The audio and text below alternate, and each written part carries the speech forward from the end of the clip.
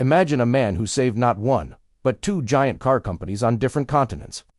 A man so revered in Japan, his life was turned into a manga series. They called him Lacoste Killer in France and Mr. Fix-It in Japan. He was the CEO of Renault, the CEO of Nissan, and the chairman of Mitsubishi. He was a global business icon, a titan of the auto industry. Carlos Ghosn. His life was a testament to ambition and success, a story of soaring to the absolute peak of the corporate world. He lived in luxury, flew in private jets, and was celebrated by world leaders. But then, one day in November 2018, everything came crashing down. His private jet landed at Tokyo's Haneda Airport. But instead of his usual VIP welcome, he was met by prosecutors who boarded the plane and arrested him. The charges: shocking allegations of financial misconduct, underreporting his salary by tens of millions of dollars, and using company money for personal gain. The hero CEO was suddenly a prisoner, held in the same detention center as death row inmates, subjected to endless interrogations, without a lawyer present. How could this happen? How did one of the most powerful executives in the world end up in a tiny Japanese cell? The story Ghosn and his supporters tell is one of a corporate coup. A conspiracy by Nissan executives who feared a full merger with Renault. They claimed the Japanese justice system was weaponized against him to protect a national icon from foreign control. They point to the 99% conviction rate in Japan and argued that he never stood a chance of a fair trial. The betrayal, they say, came from the very people he had mentored and trusted. On the other side, Japanese prosecutors and Nissan executives painted a picture of a greedy, tyrannical leader who had blurred the lines between his personal treasury and the company's coffers.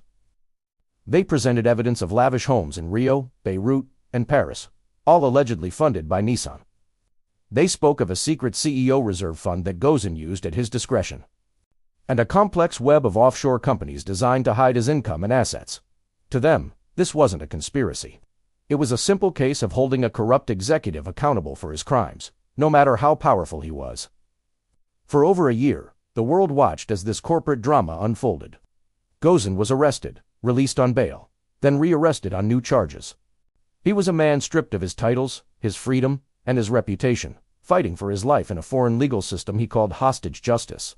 The conditions were harsh. His contact with his family was severely restricted, and the prospect of spending the rest of his life in a Japanese prison seemed terrifyingly real. He knew that if he stayed, he would likely die in Japan. So, he decided to do the unthinkable. On December 29, 2019, the world woke up to astonishing news. Carlos Ghosn was gone. He had vanished from his house in Tokyo, where he was under strict 24-hour surveillance. How did he escape? The details sound like something straight out of a Hollywood blockbuster. A team of ACT Special Forces operatives. A carefully planned operation. A private concert at his home to create a diversion. And the most audacious part, Ghosn, a 5'6" man, was smuggled out of the country hidden inside a large audio equipment box, the kind used for concert speakers. The box was loaded onto a private jet at a regional airport, bypassing the stricter security at major hubs. He flew from Japan to Turkey, and then to his childhood home of Lebanon, which has no extradition treaty with Japan. He landed in Beirut, a free man, declaring, "I have not fled justice. I have escaped injustice and political persecution." He had become the world's most famous corporate fugitive. The escape was a massive embarrassment for the Japanese authorities. How could their entire security and justice system be outsmarted so spectacularly? The operation was masterful. The team that helped him, including a former Green Beret and his son, were later arrested and extradited to Japan, where they were sentenced to prison.